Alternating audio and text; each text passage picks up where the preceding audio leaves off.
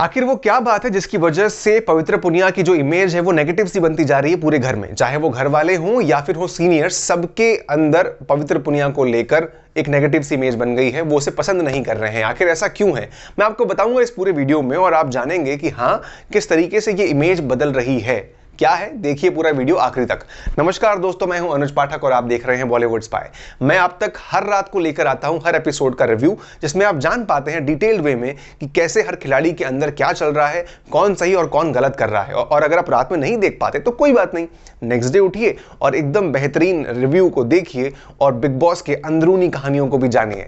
फिलहाल हम बात करते हैं पवित्र पुनिया के बारे में। दोस्तों, जैसे ही वो घर में आई थी, मैंने तक आपको ये बताया था कि जिस तरीके से उनका अंदाज है आने का, फोकस्ड, स्मार्ट, लोगों को ऑब्जर्व करने वाली, अपने गेम को खेलने वाली, ये उनका रूप हमने देखा था और लग रहा था कि वो बहुत अच्छे लंबे समय तक स्ट्रांगली खेलने वाली हैं। लेकिन जब हमने कुछ कुछ चीजें देखी जिससे लगा कि नहीं यार, ये तो कुछ और है। जैसे कि पहली बार जब वो अभी रिसेंटली गौहर खान के साथ एक छोटे से बात पर रो दी, यानी कि उनको खाने पर टोका गया और वो रो दी।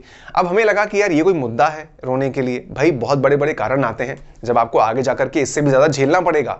आपकी जो पर्सनालिटी हमें स्ट्रांग दिखी थी वो आखिरकार दिखी नहीं यहां पर, और आप रो दी, जिससे कि दर्शकों को थोड़ा सा निराशा हुई।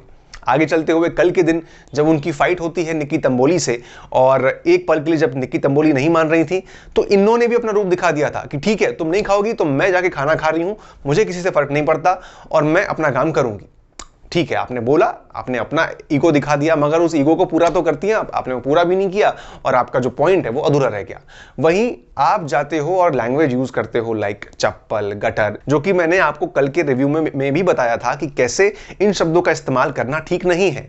कहने को मुद्दा इतना सा है और आप उसमें अभी से ऐसे शब्दों का इस्तेमाल कर रही हो। मान के चलिए कि जब मुद्दा आगे बड़ा होगा तब आप क्या इस्तेमाल करोगी?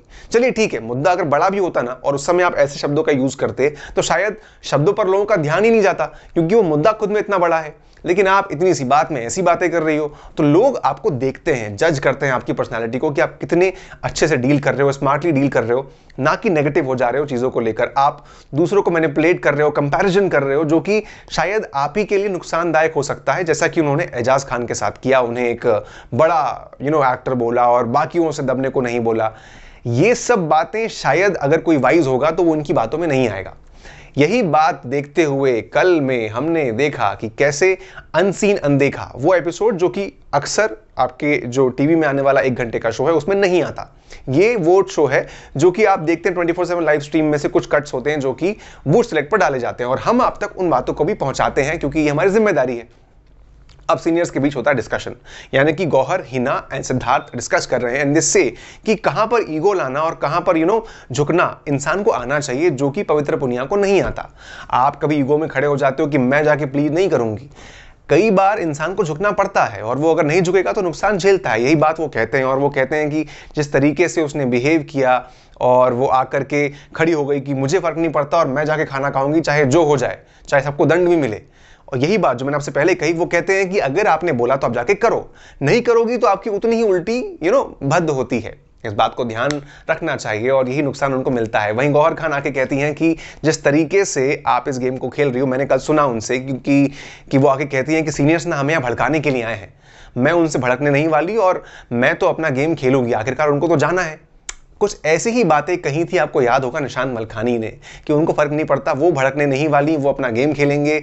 और यहां पर जो ये गेम कर रही हैं यानी कि पवित्र पुनिया, वो फर्क तो उनको पड़ सकता है भारी, क्योंकि 2 हफ्ते बाद जो रिजल्ट है और आगे भेजने की जो प्रोसेस है उसे पूरा करेंगे सीनियर्स ही।